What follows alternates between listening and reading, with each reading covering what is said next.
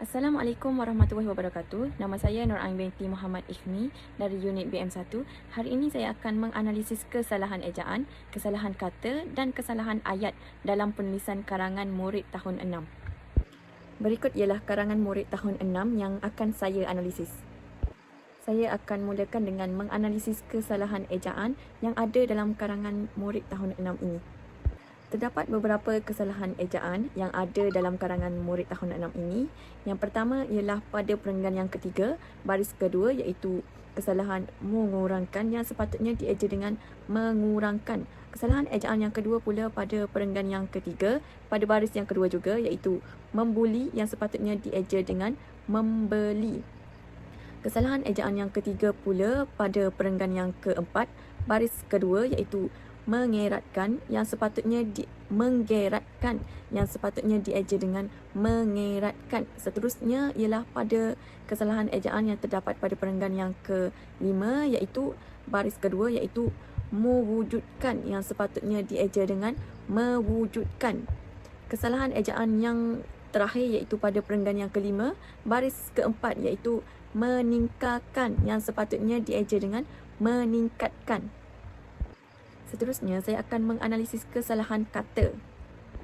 Kesalahan kata yang pertama terdapat pada perenggan yang kedua, baris pertama iaitu mendapati ditukarkan kepada perkataan memahami. Ini kerana mendapati pelajaran diubah menjadi memahami pelajaran supaya maksud ayat lebih tepat iaitu menunjukkan bahawa pelajar lebih mudah untuk memahami pelajaran apabila belajar dalam kumpulan. Seterusnya, kesalahan kata pada perenggan kedua juga, baris keempat iaitu mengetahui yang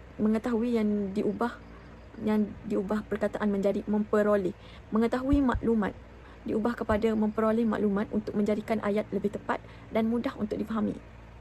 Kesalahan kata yang ketiga pula pada perenggan yang keempat, baris ketiga iaitu pelajar diubah kepada perkataan pelajaran. Menggunakan pelajaran adalah lebih tepat dalam konteks ini kerana berbincang tentang pembelajaran.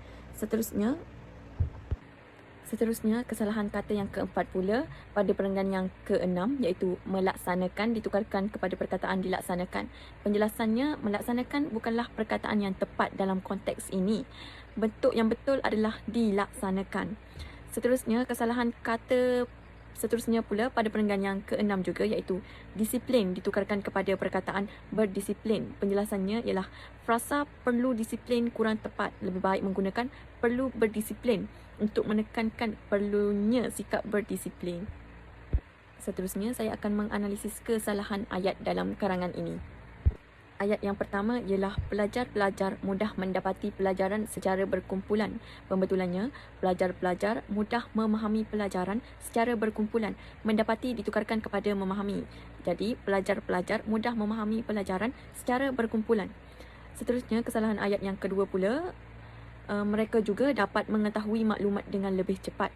Pembetulannya ialah mereka juga dapat memperoleh maklumat dengan lebih cepat. Mengetahui ditukarkan kepada memperoleh. Jadi, pembetulan mereka juga dapat memperoleh maklumat dengan lebih cepat. Kesalahan ayat yang ketiga pula, semua pelajar dapat berbincang tentang pelajar dalam suasana yang menyeronokkan. Pembetulannya, semua pelajar dapat berbincang tentang pelajaran dalam suasana yang menyeronokkan.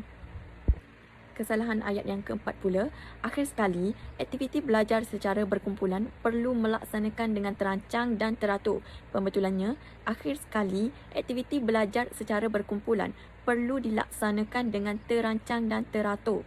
Melaksanakan ditukarkan kepada dilaksanakan.